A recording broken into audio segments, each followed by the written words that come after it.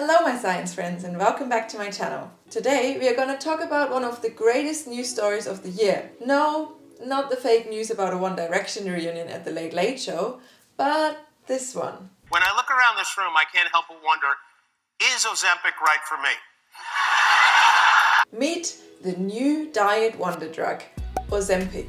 Grab a cup of coffee my friends, let's go.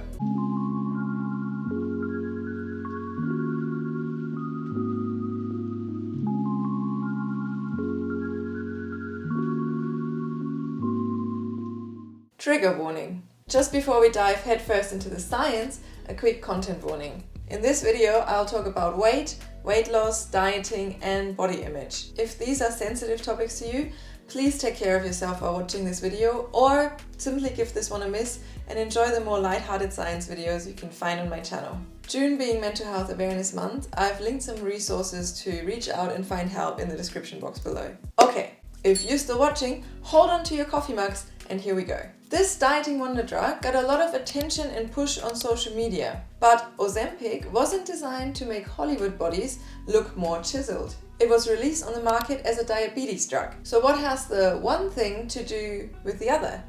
To answer this question, we first have to understand what the chemistry behind Ozempic is and how it works. The chemistry and function of Ozempic. The active component of Ozempic, or Wegovy or Rybelsus as it's also known under, is semaglutide. It works by mimicking the role of your body's natural hormone GLP-1, glucose-like peptide 1, and inducing a feeling of satiety, of being full, which makes you eat less. Okay.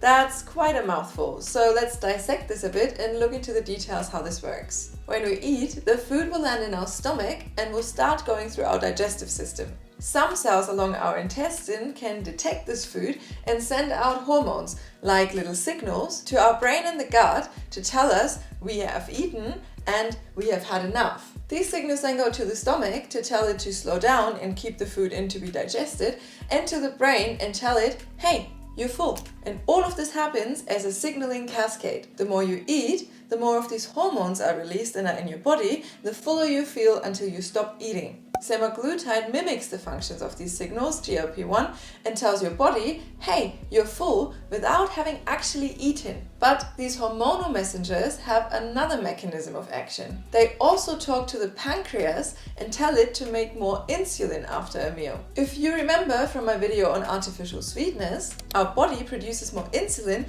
to digest the food we've eaten. Now, if you're diabetic, this insulin response doesn't often work very well, or sometimes not at all, and you have to supplement it by injecting yourself with insulin. This is the reason semaglutide works so well as a diabetes drug. It mimics GLP-1 so well that it gets the pancreas to produce more insulin and therefore helping people with diabetes control their blood sugar better. Because of this success, the FDA approved Ozempic in 2017 as a diabetes drug. But in 2021, they approved a version of the same drug under a different name, Wegovy, specifically for weight loss. The ingredient is the same, semaglutide. But because of its recent Hollywood and social media fame, there's now an unexpected increase in consumer demand, which led to shortages. And this can cause problems for people who use it to treat diabetes and for people who fight obesity. But why? And with so many people within total normal weight categories taking it, the question arises, is it safe? The side effects. So you take this drug and you start losing weight. But what's the catch? Usually when you take a prescription drug, they come with a whole leaflet that tell you the odds of side effects. So how about Ozempic? Yes, even our Wonder diet and diabetes drug comes with side effects. The main reported one is nausea. 1 in 3 people taking semaglutide reported nausea, diarrhea, bloating, or constipation. So I guess it does affect your gastrointestinal system quite a lot. This can be somewhat explained by the way it works, as you're basically telling your body you're full in a way that you maybe are at the end of a big Christmas dinner. So like almost overfull. So imagine you've had your big 5-course Christmas dinner with a huge roast and quite a bit of dessert, and then someone tells you to eat more. That would probably make you feel nauseated. And that's exactly how your hormonal system feels on Ozempic and makes you feel in this moment. Except you haven't actually eaten all that much or anything at all. And that can be a problem if you are not able to keep any food and liquids down, because it can starve your body of the necessary macro and micronutrients. Thankfully, this seems to be a short-term side effect, and studies show that it does get better over time. So it seems to be like a jackpot, a win-win for everyone with a magic diet pill or injection.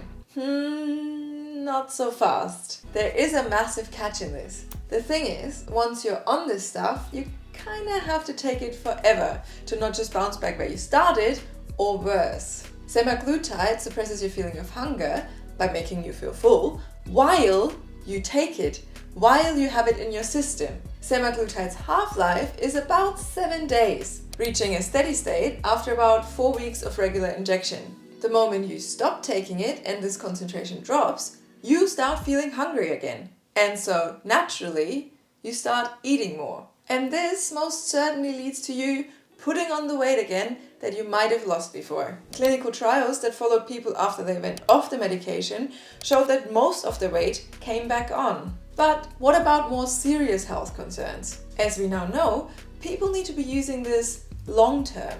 Is there any risk about taking this day in, day out, year after year? There are a few concerns shown in clinical trials about the gallbladder, with semaglutide increasing the risk of gallstones, which are not dangerous per se, but can be painful. Broader research on similar drugs also showed indication they might cause pancreatitis. However, it's not a very clear connection, so it's probably something to keep an eye on. Another more serious one to look out for is thyroid cancer. This was seen on several studies in rats, but hasn't been confirmed in humans. Then again, studies in rats are not easily converted into studies in humans.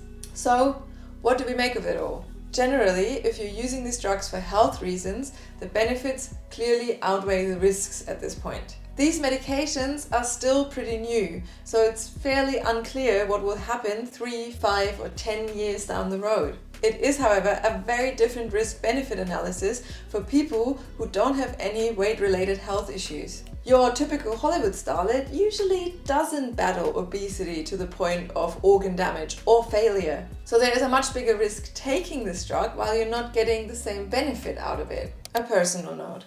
Okay, that's a lot of info, but where does this leave us at? Personally, I don't think our society is ready for the wonder diet drug. And the way this hype about Ozempic hits us on social media and the news just seems to prove my point. Even with all those BMI charts and waist to hip ratios and all these other typical classification stuff, we haven't actually scientifically figured out where the exact line between healthy and unhealthy weight lies. These are guidelines to increase people's quality of life, to address health issues or concerns. But I am worried that a magic pill like this pressures people into actually taking it, just accepting some level of risk and side effects that we don't actually fully understand yet. And at the essence of it, we don't really need to. In Hollywood, this is used to help already skinny people become even skinnier, promoting a seriously unhealthy body image. I just wish we would get to a point where we have better and healthier images of what beauty is, and not get these drugs hyped up on the market while we are yet in another wave of the skinnier the better in beauty standards. So, my final note to you. Next time you hear about some magic diet pill, consider taking the risk, or look in the mirror and are unhappy with yourself. And let's be honest, we all have those moments. Maybe try and practice some self-love. Our bodies are an incredible piece of science. With so many mechanisms, chemical reactions and pathways all working seamlessly to not only keep you alive, but also enable you to do the most incredible and amazing things. They are beautiful works of nature. To this day, not even fully understood. Maybe we should all just take a moment to appreciate what we have and what we can do with it every single day. And maybe just don't be so hard on yourself. Beauty standards in society change, and sometimes it's better to be a rebel and not follow them. It's a trap! I hope you enjoyed this video. I'll see you in the next one. Stay sciencey.